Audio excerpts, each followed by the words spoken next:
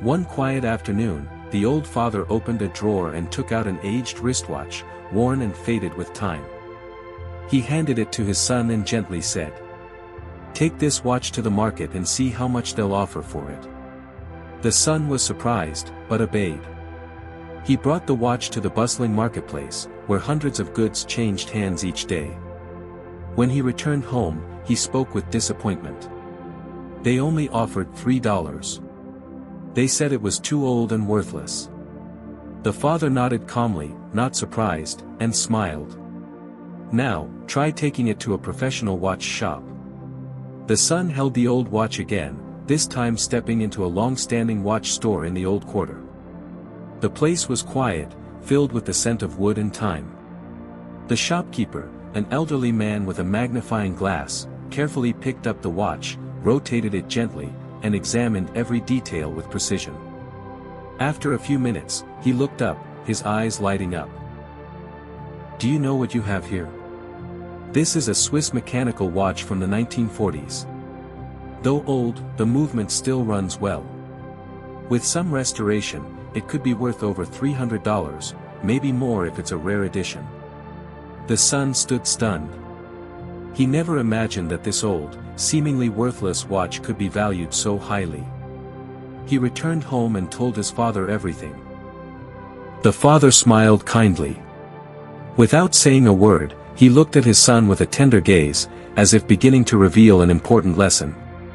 Then he said slowly, "You see, it's still the same watch.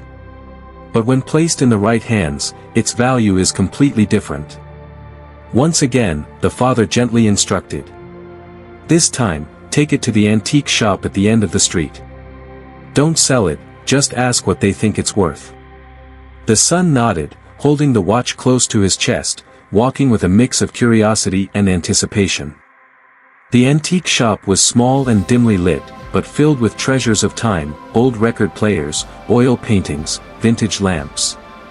The shopkeeper, a silver-bearded man in a leather vest, welcomed him with knowing eyes. When he saw the watch, he nearly held his breath. His hands trembled as he lifted it, examining it under the soft yellow light. Then he looked up, eyes shimmering. "Do you know what you're holding? This is a rare Swiss limited edition watch, only a few left in the world. To collectors, it could be worth up to $3,000 or even more with the original box and papers." The son stood silent. A wave of realization and awakening washed over him. He left the shop in silence, returned home, and gently handed the watch back to his father. The father received it, looked at him affectionately, then spoke softly. "Son, what I wanted to teach you wasn't how to sell an object. I wanted to show you how to understand your own worth. The same item will be valued differently, depending on how much people know about it. And so it is with your life. If you're in the wrong place, people won't appreciate you. But when you're in the right place, your true worth will shine through." The son sat in silence for a long time. What he had just experienced felt like an eye-opening journey. He held the watch in his hands, something once dismissed as worthless in the market, but now recognized as priceless in the eyes of someone who understood.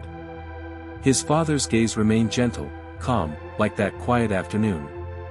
"My son," the old man said, his voice as soft as a slow river, "life is like this watch. Not everyone is wise enough to see your true value. Don't let the judgments of those who don't understand you make you doubt yourself."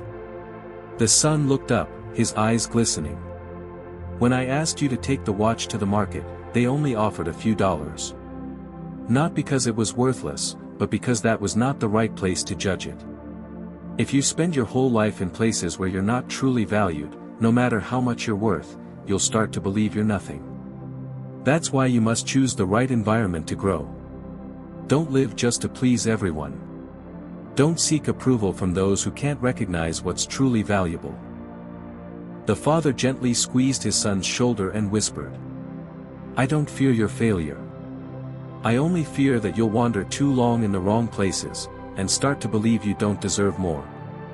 The silence between them deepened. But within the son's heart, something had been lit. He looked again at the watch. It wasn't just a gift from his father anymore. It had become a symbol, a reminder of self-worth, of finding the right place, the right path, and being true to himself. He left the room, still holding the old watch tightly. The afternoon sky was bathed in a soft golden hue, as gentle as his father's words.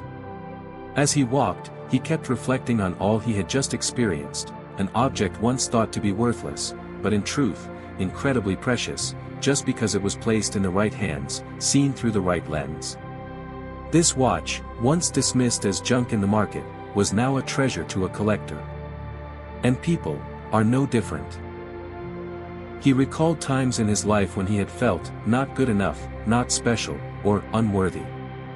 But now, he understood, it wasn't because he lacked value, it was because he had let the wrong people define him. People with limited understanding will always see you through a limited lens. And if you believe that lens, you'll start to shrink yourself. Back home, he placed the watch in a wooden box, gently, as if storing a sacred promise, a promise to no longer live seeking validation from the wrong places. He would seek the place where he was seen, valued, and understood, exactly for who he truly was. That evening, his father sat on the front porch, eyes gazing into the distance. The son joined him, sitting quietly. The two watched the sky, where stars glittered like scattered lights, illuminating parts of their souls. Suddenly, the father said softly, "You know, son, this world is full of amazing people. But many of them spend their lives in doubt, simply because they listen to the wrong voices." The son nodded. He understood. And for the first time in years, he felt light. Remember, you're not less valuable, you just haven't found the right place yet. And never let others tell you you're not enough, simply because they don't understand you. You don't need to be accepted by everyone, you just need to believe in yourself. 20. Symbolic image, true worth.